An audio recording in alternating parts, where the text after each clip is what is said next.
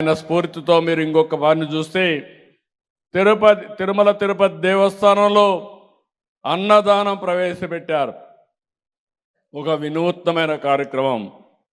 ఈరోజు 1,00,000 మందికి అన్నదానం అనునిత్యం పెట్టే పరిస్థితి వచ్చింది. దాతలే ముందుకు వచ్చారు. ఈరోజు ఏమాత్రం కూడా ఇబ్బంది లేకుండా సుజావుగా కార్యక్రమాలు జరిగే పరిస్థితికి వచ్చింది.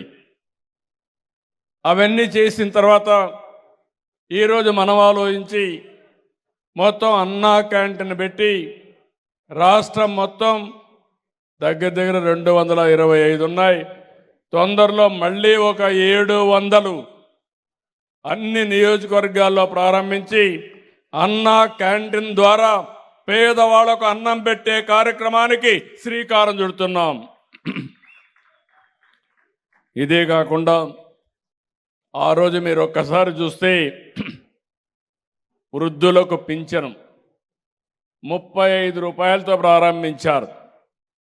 ఆ తర్వాత నేను 70 రూపాయలు చేశాను.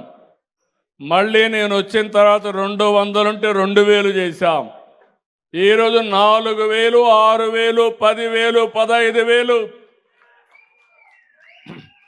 పింఛన్ల కార్యక్రమానికి శ్రీకారం చుట్టాం.